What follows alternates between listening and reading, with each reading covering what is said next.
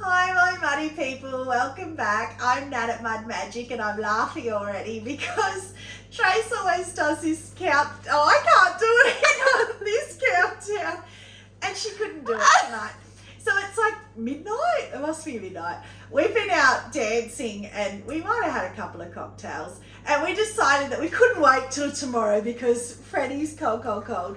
So we wanted to get into him and have a look. So this could be interesting. It may not be a good idea. There might be broken drop pieces, which actually reminds me, I'm scared to get into this because I've packed him up, turned it on, and as soon as I turned it on, before any heat went into it, I heard this crash. Like, I'm hoping I was imagining it, but I'm really scared, and it was sort of down deeper, so I'm a bit scared as to what happened.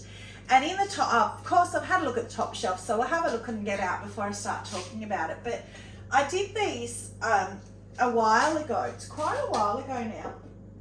I did this flop bowl, and I don't know if you'll remember because it was a while ago. This is my attempt again at the Northern Lights. And I didn't like it because it's too much seaweed. And other people have commented and said to me that they do like it, but not many people. So I like seaweed as a pot, but for me, that's too much. And it's Obsidian on the back, Smoky Mellow and Sapphire Float. So I said at the time, I've thrown 4 more, flopped them, and I'm going to do them, but I'm going to put seaweed on the bottom. So I did. But when I was glazing them, the weird thing is Sapphire Float and Smoky Merlot, which is this purpley one and the blue one, as a liquid glaze, they're exactly the same colour. They're both like this maroon colour, even the blue Sapphire Float one. So I ended up picking up the wrong brush on the last coat. So I had done 2 coats of each correctly, but then the 3rd coat, I swapped them by accident. So I was scared to fire them and scared to show you guys, but I've said I'll never ever hide anything. So I finally got the courage to fire them, and it was also, I just kept putting them back because I had other things to fire. So I finally I've had a little peek, and guess what? I love them. So, well, I think I do. I haven't got them out, but I've had a look. So I think they're really pretty. So what's happened, you can see here, the Sapphire Float and Smoky Merlot, you can see where I've put on the top of each other and they're the wrong glaze on the top. But what a pretty effect has it done? And I think unless I actually admitted it and told you that, you potentially wouldn't know. And the seaweed obviously is out by itself because that's very green as a liquid glaze as well. So that's easy to tell. And then just Obsidian on the back. But there'll be 2 more further down. So it'll be interesting to see. Those ones again have more seaweed, but funnily enough, the seaweed again, that was the seaweed last on the top, the one that I said I didn't like. That's the seaweed on the bottom, and still the seaweed is so obvious and so out there. So yeah, it's strange. So it needs to be on the bottom because it's still so obvious. So I much prefer them though. They're really nice. I nearly put them inside each other. In fact, I will because it saves room. But Trace will be cringing. So the clay noise. Now these 2 are both Tracy's. And how beautiful is that? So she did this vase and then she just got the slip out of the tray of her wheel and smudged it over with her hands while it was completely wet. Correct me if I'm wrong, but no, she's nodding. And then she saw on the Amaco group Blue Lagoon and Satin Oribe, and we've had this big debate on how on earth you say Oribe. So please correct me if I'm wrong, but it's the weirdest word. So I even Googled it, and it doesn't appear to actually be a word. So we're going with Oribe, and it does this beautiful. And she's obviously, this texture is just from the slip. She got thick slip and just got her fingers and smudged it over, and then you've just got the Blue Lagoon, and then I guess the green coming through is the Satin Oribe.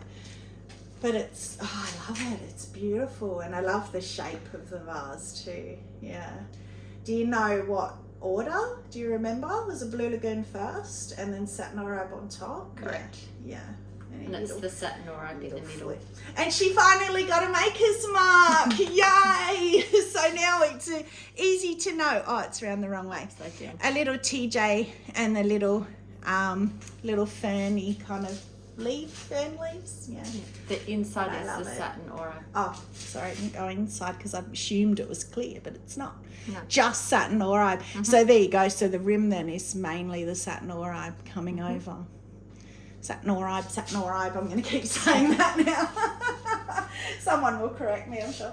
So last kiln opening, she did a vase that was obsidian with just like flux over. And I said to her today, actually, when we cracked and had a sneaky peek together, we had our first ever sneaky peek together today because it was too hot until she got here. And I said to her, why'd you do that again? I mean, it's beautiful. She said, oh, because you told me to. Don't even remember telling her to. She said, do it on a bigger bowl. It's beautiful. And I would do it again and again and again. But what I love the most about this bowl is that she's got pinholing. So it's not just me on the celadons. And I stopped there, but yeah, she's got a big crack. That was there in bisque, wasn't it? It came out in bisque. Yeah. So yeah, but it hasn't got, well, it is, but the glaze has kind of stopped it. You can't see through it. So you might have to put some water and see if it seeps out. But it's beautiful. Literally just like flux over obsidian. And I love how it does this feathery kind of effect and the blues and golds. And somebody actually commented on the Mayco group when we put it on there that apparently obsidian is not true black, it's blue. So that's why it's like a really deep blue. So that's why when you put oatmeal or light flux or honey flux on it, it throws these blues. So I thought that was really interesting. I didn't know that. So that is that shelf done. Oh, cones. So I only had one cone pack left and I was too lazy to make more.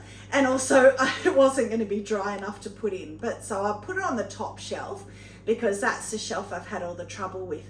And we haven't got to 5, but at least 5 is bending and we're nearly at 5. So 4.5.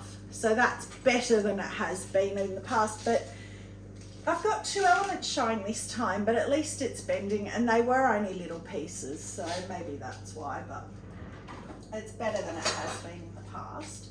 So that's got a little bit of grog on it, even though I said I wasn't going to do grog on any but the bottom shelf. So kind of went against my own rules. So, and see the grog's gone down into the ones below. So annoying, I don't know why that is. This one hasn't got any. But anyway, so that's the same. And again, you can see that where I've gone over the top, which actually I quite like. I think if you did a whole bowl or a whole piece, obsidian, sapphire float, and then smoky merlot over, the whole piece would actually be really pretty. I might try that. Stay tuned. Another thing that I can say that I'll try and I will do. So, but I think they're much better. The seaweed is much more muted, even though it's still very obvious. It's much better. For me, much better. I like it. So, clunk, clunk, clunk clatter. This one's interesting. So I finally got a pink in marbling. Yeah. So that's actually the bright red glaze. It's very out of shape, but the bright red stain that I didn't like, that was the peachy, orangey kind of colour in that black and red one that I did. So I did, I couldn't even tell, maybe even a dessert spoon of, there was hardly any stain in there, and I thought, oh, it's not going to come through, it's not going to show. Literally like a dessert spoon, hardly any, and it's come this beautiful pink, which is what I wanted, this real pretty peachy pink. And actually I have, that's really pretty. Look at the bottom, you know me and bottoms on my marbling. And in fact, actually the middle in here, that swirl's really cool. But I've just thrown, like, you know, my Megasaurus mugs. Well, even Trace laughed at me. This is a Megasaurus mug. So I'm going to put the handle on it tomorrow. And I don't know if the handle will even lift it. Gigantic Megasaurus. Oh, it's huge. But what I did was the first time ever, I did half red stain and half white. Bashed, you know, I've done quarters. I've told you that before. Well, I did half and half and bashed them together and didn't wedge it because I wanted to see what would happen. It's got these beautiful big marbling just lines, I don't know, but marble, but big up the side of this Megasaurus. I don't even know if I should put a handle on it, it's so huge, but and it's beautiful, and it's this color. And I said to Chase, I wish it would stay this color, but it won't, because that's pre-fire. It'll go that orangey, reddy, horrible that I hate. But that's really pretty because I love it's sort of like the strawberries and cream. So with this big one, because it's big bands, that's the word, because it's big bands of the red and the pink, white, red and white. If it stayed pink, it would be really candy cane, really pretty. But we will see that come through in the next couple of kiln loads. So that one's a good one. So that is that shelf done. Oh, I'm scared if this is the shelf that had the big crashing, cracking noise. No, but this is, oh, this was, this is a massive bowl all by itself on this shelf. And I didn't know if I was going to like it, and I don't really. But right from the very start, I didn't know if I would. But as I keep saying, I've got to make things that are for other people's tastes, not just my own. So it's not my taste at all. But it's pretty amazing. You know, Trace is shaking her head at me as well. But it's... The marbling's awesome. Look at the bottom. Me in the bottom. So it's going to be somebody's taste, I'm sure. And it's quite a nice sort of weight. I did chip the rim here a bit, as you can see, and here. Well, I did, and then someone else did the other chip for me. So I tried to kind of fix it. You know, I don't mind it for something different, and there's certainly nothing wrong with it. And the marbling around here is quite beautiful. Again, the clear has pinholed everywhere, all around, again on the outside. But look at that bottom. That is beautiful. I love that. That's almost like a rock feature in a rock pool or something. So yeah, very different. I didn't hold much hope for liking the colours on that one. I'll put it up there. But I'm sure somebody will like it because everybody's tastes are different. Well, it must be this shelf then, if anywhere.